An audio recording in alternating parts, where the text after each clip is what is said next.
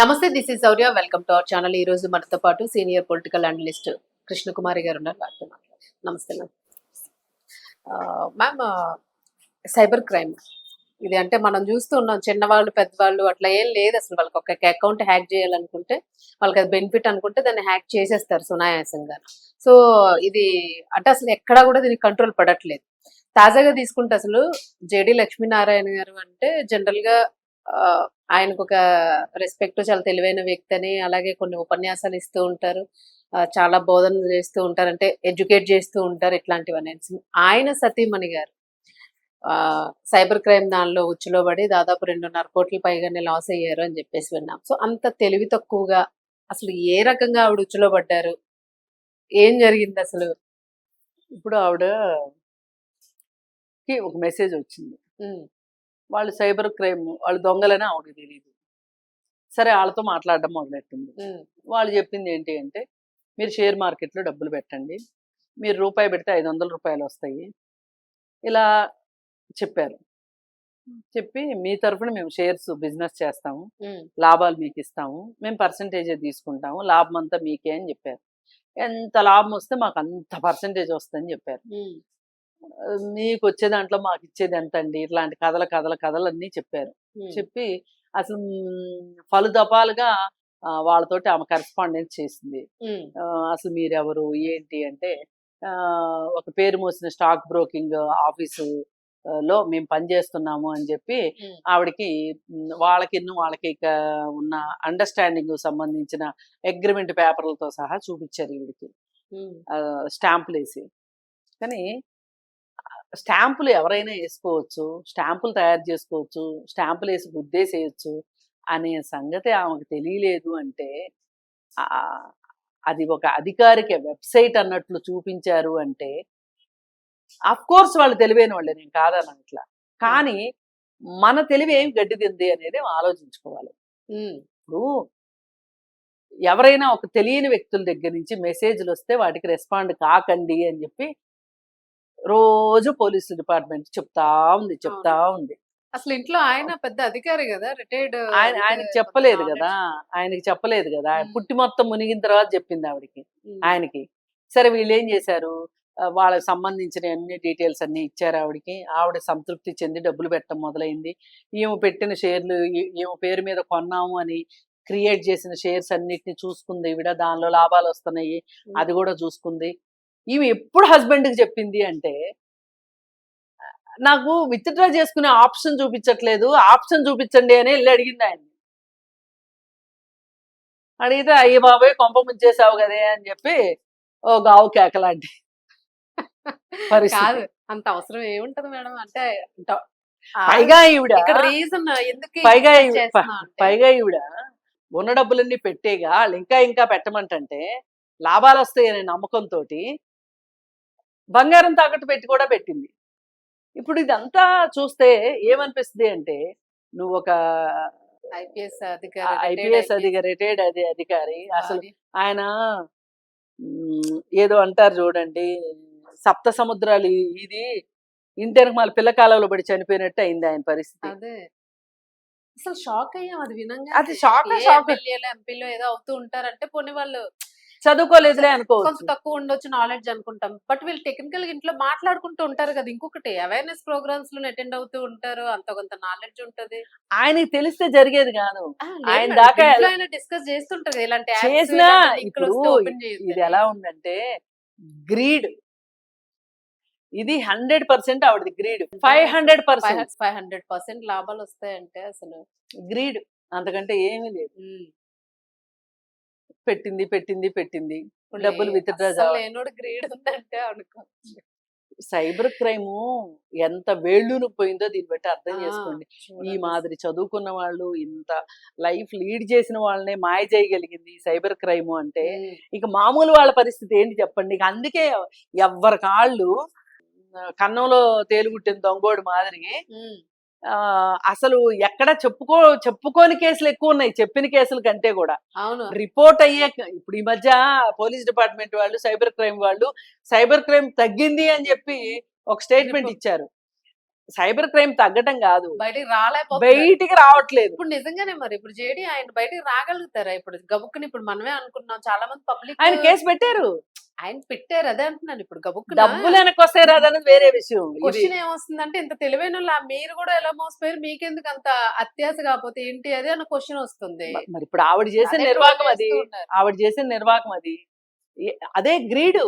ఉమ్, కొంతమంది భయంతో చేస్తారు, కొంతమంది అత్యాశతో చేస్తారు. ఉమ్, ఈ రెండిటి ఆధారంగానే ఏ క్రైమ్ అయినా జరుగుతుంది. మీరు ఎక్కడైనా చూడండి, ప్రతి క్రైమ్ కి ఈ రెండే ఉంటాయి కారణాలు. ఉమ్, అలా ఇప్పుడు ఈవిడే నష్టపోయారు. అసలు పోలీస్ డిపార్ట్మెంట్ వాళ్ళుగా సినిమాలకు వెళ్ళినా ఎక్కడికి వెళ్ళినా 1930 కాల్ చేయండి, మీకు ఎవరైనా తెలియని నెంబర్ నుంచి ఫోన్లు చేస్తే ఎత్తకండి, మీరు రెస్పాండ్ కాకండి, వచ్చే మెసేజ్ల్ని ఓపెన్ చేయకండి, ఇట్లా చెప్తూ చెప్తూ చెప్తూ ఉంటే, అయినప్పటికీ చదువుకున్న వాళ్ళు కూడా ఇలా చేస్తే ఇంకా చదువుకున్న వాళ్ళ పరిస్థితి ఏంటి అసలు? చదువుకున్న వాళ్ళు మిగిలిన వాళ్ళకి అవేర్నెస్ కల్పించే స్థాయిలో ఉన్న స్థాయిలో వాళ్ళు, అది ఉన్నవాళ్ళు. ఇంకా సమస్యగా ఉంది అసలు. ఇది ఇంకా అందుకే శకునం చెప్పే బల్లి కుడితలో పడింది అని చెప్పి మాట్లాడుతున్నారు అందరూ. ఉమ్, అసలు ఎందుకు ఇట్లా చేశారు వీళ్ళు, ఈమె ఎందుకు చేసింది అని అని మాట్లాడుకుంటున్నారు. ఏదైనా మనకి ఈ సైబర్ క్రైమ్ కి అవకాశం ఉన్న పరిస్థితులు ఏంటో, ఆ పరిస్థితులను అరెస్ట్ చేయకుండా, ఆ పరిస్థితులను ఆపకుండా ఈ క్రైమ్ జరగడం మట్టుకు ఆపటం కుదిరే పని కాదు. అవును, ఎందుకంటే మనుషుల టెక్నాలజీని వాడకుండా ఉండట్లేదు. అవును, టెక్నాలజీని వాడేటప్పుడు వచ్చే కడుపులో నొప్పులన్నీ ఇవన్నీ అవును.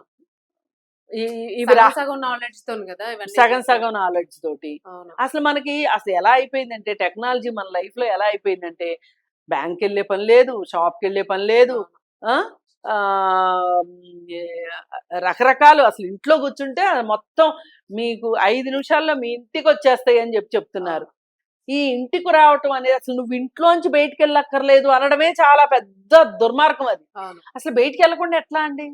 ఇప్పుడు బ్యాంక్ వెళ్తే 10 మంది కనిపిస్తారు, కనిపిస్తారు. కూరగాయల షాప్కి వెళ్తే 10 మంది కనిపిస్తారు, మనకు అవును. తెలిసిన వాళ్ళు ఒకళ్ళిద్దరు నచ్చినవి తెచ్చుకుంటాం. తెచ్చుకుంటాము. మళ్ళీ బ్యాంక్ వెళ్ళాం అనుకోండి, ఎవరో ఒకళ్ళు కనిపిస్తారు. సిస్టమ్ అర్థమవుతుంది కదా అక్కడ ఏం జరుగుతుంది అనేది, ఒక నాలెడ్జ్ ఆ పెరిగింది.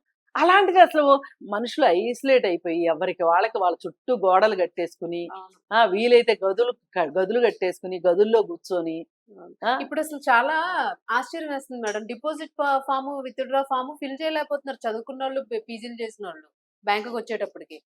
ఎలా ఫిల్ చేయాలని అంటే నవ్వొచ్చింది నాకైతే ఆ మధ్య ఒకసారి. ఏమీ లేదు. అసలు ఇవన్నీ ఎందుకు? అసలు అసలు ఫోన్ బ్యాంకింగ్ ఉండగా ఇవన్నీ ఎందుకు? ఆ, ఆన్లైన్ షాపింగ్ ఉండగా ఇవన్నీ ఎందుకు? ఆన్లైన్ లో పెళ్లిళ్ళు, ఆన్లైన్ లో షాపింగ్లు, ఆన్లైన్ లో బిజినెస్లు, ఆన్లైన్ లో అన్ని అన్నీ ఆన్లైన్ లోనే. అన్నీ మరి అన్ని ఆన్లైన్ లో అయినప్పుడు మోసాలు కూడా ఉంటాయి అటు పక్కనే. ఇప్పుడు ఈ జెమినీ ఏ వచ్చిన తర్వాత అమ్మాయితో అబ్బాయి ఆన్లైన్ లో మాట్లాడేసుకుంటున్నాడు. ఇంకా వేరే ఫ్రెండ్స్ కూడా అక్కర్లేదు బయట. చాలా అందుకే కదా different. మోసాలు జరిగేది. అవును. అందుకేగా మోసాలు జరుగుతున్నాయి. మ్యామ్ మీరు ఇప్పుడు వాడతారా మ్యామ్ జనరల్ గా? నేను అస్సలు వాడను. మీకు టెక్నాలజీ అసలు నేను పూరు టెక్నాలజీలో ఫస్ట్ పాయింట్. ఉమ్. ఉన్న కొద్ది నాలెడ్జ్ని కూడా వాడాలని నేను అనుకోను. నాకు ఇష్టం లేదు ముందు. నేను బ్యాంక్ వెళ్తే బ్యాంక్ లో పీపుల్ ని విష్ చేస్తాను చక్కగా. నాకు ఎవరో ఒకళ్ళిద్దరు బ్యాంకులో నేను వెళ్ళిన టైం కనిపిస్తే మాట్లాడతాను, లేదు ఎవరన్నా నన్ను బలకరిస్తే మాట్లాడతాను. నేను బ్యాంక్ పని చూసుకుంటాను, ఇంటికి వస్తాను. సరుకులు కూడా షాప్కి వెళ్తాను, కొనుక్కొచ్చుకుంటాను. షాప్కి వెళ్తాను, బట్టలు కొనుక్కుంటాను. ఏదైనా సరే నా ఆన్లైన్ నేను యూజ్ చేయను. ఎందుకు అంటే ఒకటి చెప్పే ఒకటి చేస్తాము, ఫోన్ లా వాడుకుంటే చాలు అంతే. అది ఒక కమ్యూనికేషన్ అంతే. ఫోన్ నాకు కమ్యూనికేషన్ అంతే. అసలు దురదృష్టం వినోదం కూడా అయ్యింది, అప్పుడప్పుడు వినోదం కూడా అవుతుంటది.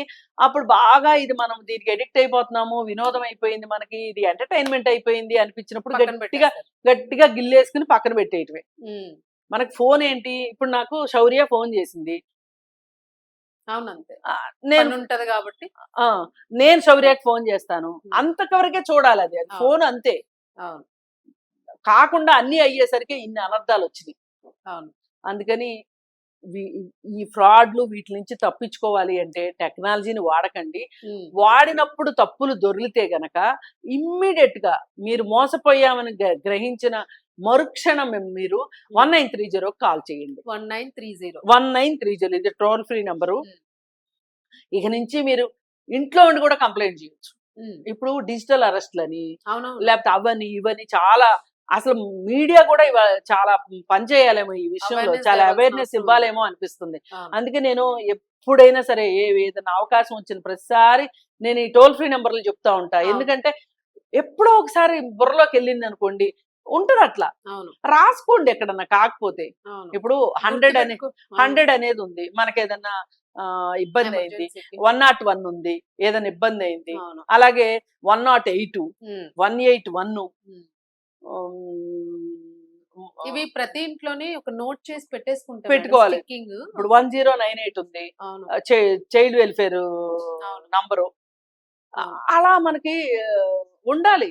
అవును. వాటికి కాల్ చేసామనుకోండి మనం నిశ్చింతగా ఉండొచ్చు. అవును. ఈ పనికి మన నాట్ల మీద బుర్ర పెట్టే కన్నా అవి ఎట్లా సెట్ చేసుకోవాలనే దాని మీద పెడితే బెటర్. అంతే.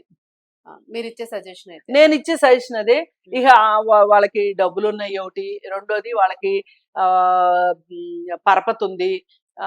ఏమైనా పోలీసుల ద్వారా దగ్గర కూర్చొని పని చేయించగలరేమో. ఉమ్. వాళ్ళ డబ్బులు కొన్నైనా రికవరీ అవుతాయేమో. ఉమ్. కానీ చాలా మందికి రికవరీ కావట్లేదు. ఉమ్.